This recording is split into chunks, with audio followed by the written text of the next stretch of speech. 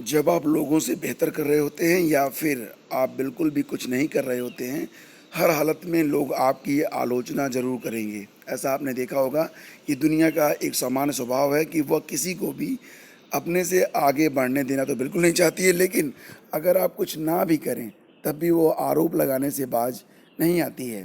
Friends, लोग क्या कहेंगे? अगर ये सोचकर आप कुछ नहीं कर रहे हैं, तो आप जीवन की पहली परीक्षा में ही मान लीजिए कि हार रहे हैं। क्योंकि अगर आप दुनिया की परवाह करेंगे तो दुनिया तो आपके समर्थन में हमेशा से खड़ी नहीं रही है और ना ही कभी खड़ी होगी। गुड मॉर्निंग फ्रेंड्स, बहुत बहुत स्वागत है आप सभी का स्टडी विज्ञान विकास के मॉर्निंग न्यूज़ सेशन में। आइए शुरू करते हैं आज का मॉर्निंग न्यूज़। और सबसे पहले मैं यहाँ पर आपको बताना चाहता हूँ 69,000 शिक्षक भर्ती से जुड़ी हुई कुछ बड़ी अपडेट्स को। फ्रेंड्स, आपको बता दें कि 29 मार्च को जस्टिस राजा सिंह चौहान के द्वारा जो ऑर्डर रिलीज हुआ है लखनऊ खंडपीठ से, उसमें 40 और 45% पर भर्ती करने के बारे में सरकार को कहा गया है। लेकिन यहाँ पर आपको पता ही होगा कि इलाहाबाद हाई कोर्ट में भी ऐसा ही एक प्रकरण था जिस पर 19 मार्च को सुनवाई होनी थी, लेकिन 19 मार्च को होली का अवकाश था और इसलिए उस पर सुनवाई नहीं हो सकी थी। तो यहाँ पर एक सुनवाई यहाँ पर करवा दी गई है। कल जो है आदेश जारी हो गया है और इस आदेश में 40 और 45% को ही मान्य किया गया है। आपको एक बात यहाँ पर और भी बता दें कि न्यायिक प्रक्रिया का ही एक हिस्सा होता है।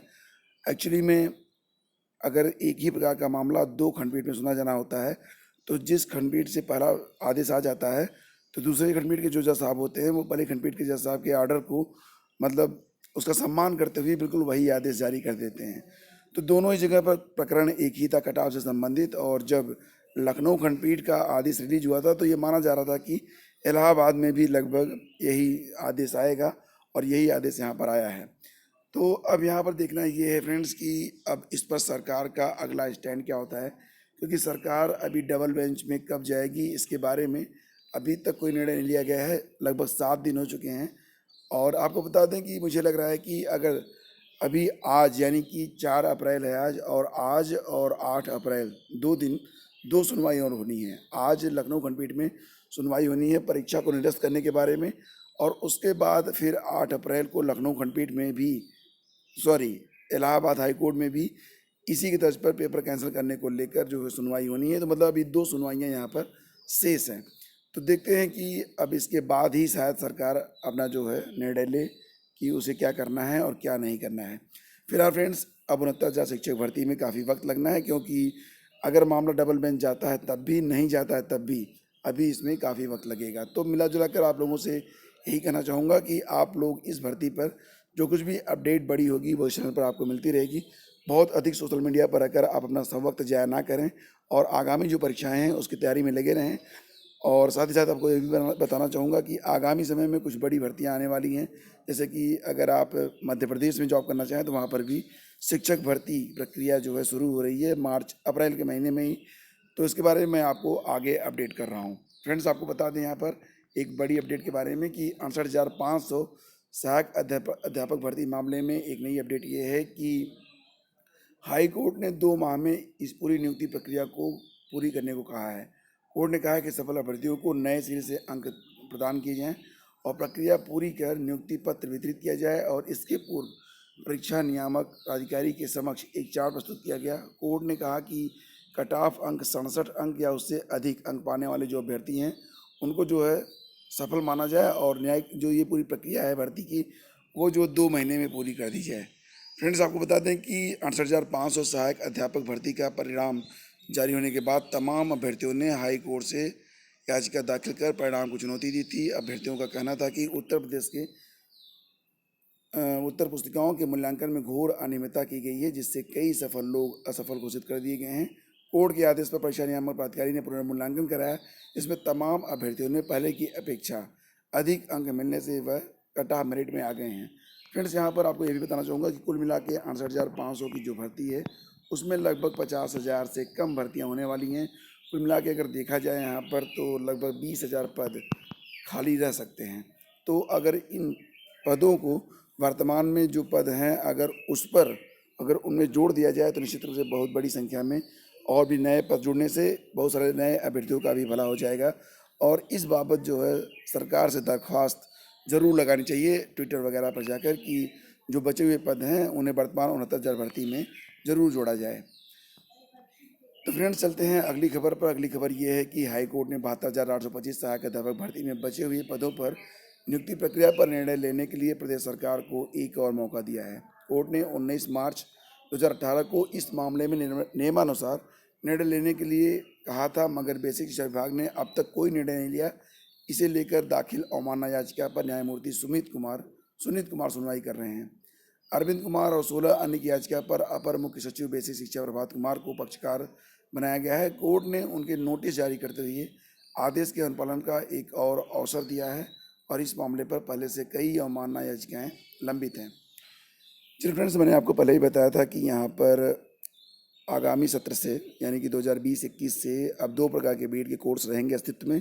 ऐसे अभ्यर्थी जो इंटरमीडिएट करने के बाद बीएड करना चाहते हैं तो उन्हें 4 वर्षीय पाठ्यक्रम पूरा करना होगा, और साथ ही साथ जो लोग 2 वर्षीय पाठ्यक्रम करना चाहते हैं स्नातक के बाद तो उनके लिए कोर्स जारी रहेगा। मतलब ये कि जो लोग इंटर के बाद बीएड करना चाहेंगे तो वो 4 वर्षीय पाठ्यक्रम करेंगे, जो लोग स्नातक के बाद करेंगे वो 2 वर्षीय पाठ्यक्रम करेंगे। और नई जो मान्यता मिलने वाली है ये ऐसे स्कूल और कॉलेजों को मिलने वाली है जो पहले से ही जो है कला, विज्ञान और वाणिज्य विषय में स्नातक की पढ़ाई करवा रहे हैं या स्नातकोत्तर की पढ़ाई करवा रहे हैं।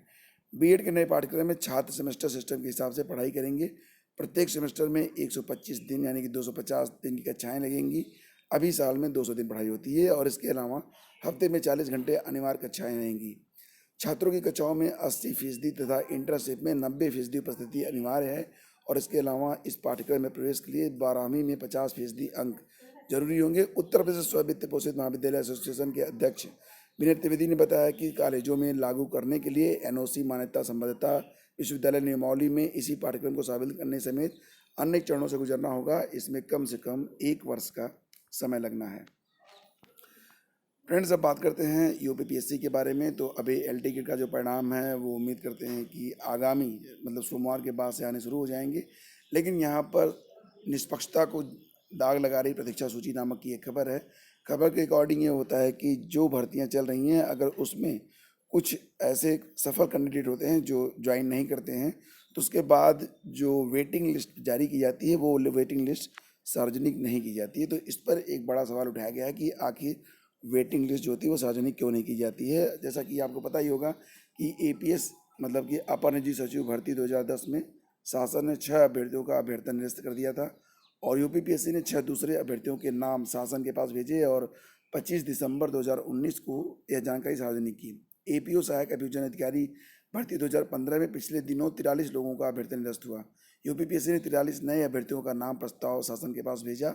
इसमें यूपीपीएससी ने यह प्रमुखता से उल्लेख किया था कि नाम अवशेष श्रेष्ठता सूची से भेजे जा रहे हैं। लेकिन ये जो श्रेष्ठता सूची होती है, वेटिंग लिस्ट होती है, ये सार्वजनिक क्यों नहीं की जाती है, इस पर एक बड़ा सवाल है। और अभ्यर्थियों की माने तो 2000 के पहले जो वेटिंग लिस्ट थी वो जारी होती थी और पद सार्वजनिक होते थे।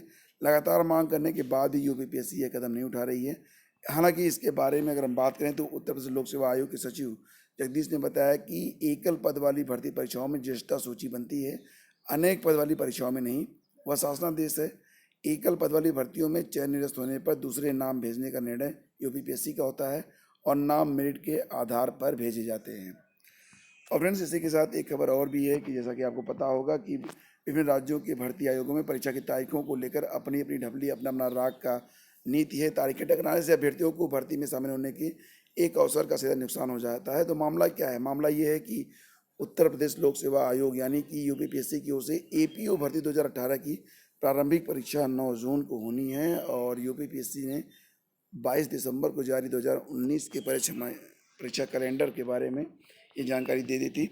इसमें पदों की संख्या हालांकि काफ़ी कम है, लेकिन 2015 के बाद अब तक हो रही एपीओ भर्ती में बड़ी तादाद में अभ्यर्थियों ने रिक्तियां बढ़ने की उम्मीद लगाकर आवेदन किया था। अब इसी दिन बिहार लोक सेवा आयोग के परीक्षा नियंत्रक की ओर से जारी एक पत्र बताया गया है कि 30वीं बिहार न्यायिक सेवा मुख्य लिखित परीक्षा 7 से 11 जून तक प्रस्तावित है। हालांकि यह भी कहा गया है कि प्रशासनिक आवश्यकता के अनुसार तारीख में परिवर्तन हो सकता है। और पत्र के सोशल मीडिया पर वायरल होते ही एपीओ भर्ती के अभ्यर्थी सांसद में पड़ गए हैं। मतलब ये कि एक प्रकार से कम सभी आयोग को चाहिए कि जो अभ्यर्थी कॉमन होते हैं उनको नुकसान ना होने पाए और आपस में एक कोऑर्डिनेशन होना जरूरी होता है, जो कि यहाँ पर नहीं होता है। अगली खबर फ्रेंड्स, की हाई